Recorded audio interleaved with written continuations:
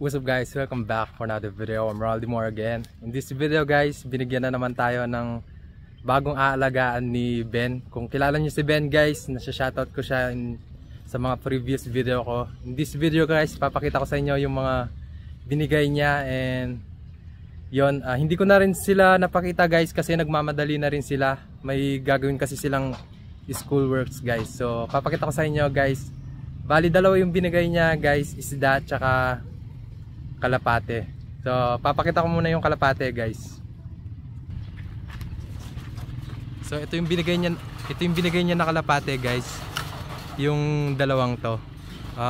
Sabi niya pares daw yan pero hindi daw nila mahuli yung lalaki or yung kak, kaya ewan ko kung kapares niya talaga. Ito daw yung lalaki guys, tapos ito yung babae.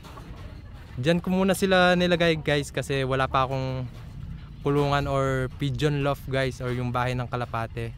And soon guys gagawa din ako ng video about doon. Bubuo ako ng pigeon loft or DIY na bahay ng kalapate guys.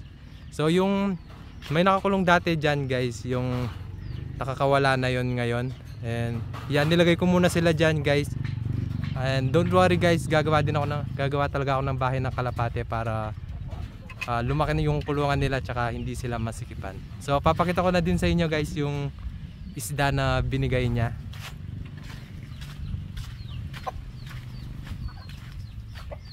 Ayan. Pasensya na guys kung makalat kasi may ginagawa din kasi ako guys. Sineset up ko yung mga paglalagyan ng mga tank na to dun sa likod. So ito guys yung mga binigay ni Ben na isda. Hindi ako sure guys kung molly or balloon molly yung mga to. Pero may Mickey Mouse dyan guys.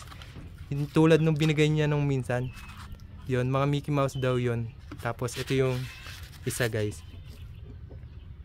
So i-acclimate muna natin sila guys bago natin sila ilipat sa paglalagyan nila.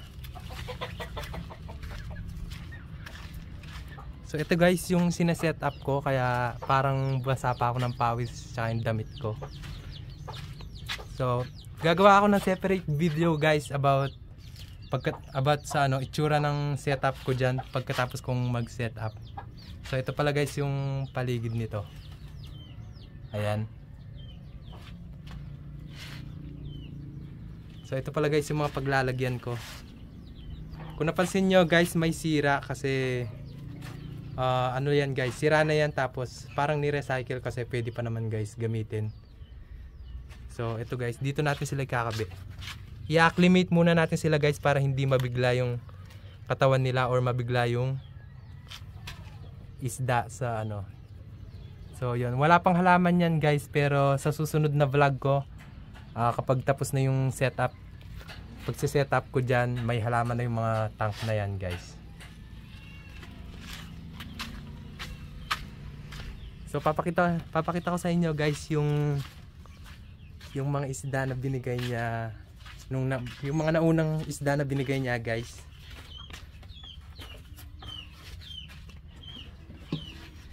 So ito yung mga Mickey Mouse guys. Hindi ko alam guys kung bakit namatay yung 3 piraso dun sa Mickey Mouse. Pero nung sabi naman kasi guys, pwede naman na walang oxygen yung mga yon tsaka yung mga gapi. Pero namatay pa rin guys. Pinapakain ko naman sila ng maayos tsaka sa tamang oras. Tsaka may oxygen din sila minsan guys, tapos inalis ko lang kasi yun, okay lang naman talaga sila na walang oxygen. Basta hindi sila marami sa tank guys, tsaka may halaman dapat. Kung wala man aerator or oxygen pump, dapat may halaman guys yung tank nyo. So nung minsan pala guys, bumili kami ng isda. Nag-share ako dun sa pera ni Ben. Bumili kami ng isda dun sa tropa namin na nag-aalaga din ng isda. So yun, papakita ko sa inyo guys yung mga isda na yon. So yung isang tank, yun yung laman guys nung isdang binili ko. Eto. Ayan, medyo marumi yan guys pero balak ko na ring linisin ngayon para mailipat ko na rin sa paglilipatan ko guys dun sa pinakita ko sa inyo kung saan natin inacclimate yung mga binigay ni Ben na isda. So ito guys, Bali 9 pieces yan guys, tatlong trio. Bali tatlong lalaki tsaka 6 na babae yung nandyan. And actually guys, nanganak na yan. Nanganak na yung may anak na dyan eh, nag-drop na. Ito guys, papakita ko sa inyo. Ayan guys, kung nakikita nyo, i-zoom po guys ha. Ayan guys, kung nakikita nyo, napaka-cute, napakaliit lang guys. Isa pa lang guys yung nakikita ko eh, mga 3 araw na.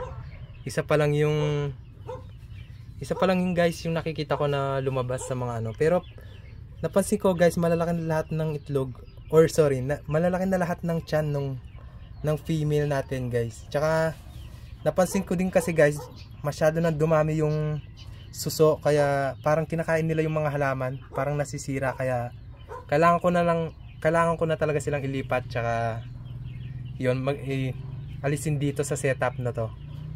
Tsaka yung bala ko kasing gawin guys, yung ihihiwalay ko na yung mga suso dun sa mga tank. Hindi na ako, siguro maglalagay na lang ako ng iilan na suso sa kada tank, and syempre halaman din. Balak ko rin guys paramihin yung halaman guys, para hindi na ako bibili sa susunod guys. So actually guys, naglinis ako, kakalinis ko lang na malagyan ko. So ito guys yung paglalagyan ng halaman na ano, nakalimutan ko na naman guys yung pangalan ng mga halaman na yun eh. Pakalimutin talaga ako guys. So yun, papakita ko na sa inyo guys yung mga kalapati ko. Bali 7 sila. 7 sila guys, pero may itlog na yung main breeder ko. Meron kasi akong proven pair dito, and may itlog sila ngayon. So eto guys, ito yung binigay ni Ben guys na pair. Actually binigay kay Ben yan, tapos tinanong niya sa akin kung, uy Rod, baka gusto mo sa'yo na lang yung binibigay na kalapati sa akin, ikaw na lang mag-alaga. And sabi ko, sige, pag ano, dalin mo na lang dito kapag binigay na sa'yo. So ito guys, matagal na rin sa akin yan. Naglayas na yan guys, tinulong ko lang talaga kasi baka umalis ulit. Pero kapag nakagawa na ako ng pigeon loft guys, ililipat ko na lahat ng kalapati ko. 2 years na sa akin yan guys, tapos ito magwa 1 year. Tapos papakita ko sa inyo guys yung main breeder ko, yung proven pair ko. Yan. Ayan guys, may itlog sila ngayon guys, 2. Ito guys yung young bird, ayun yung hen, and ito yung male.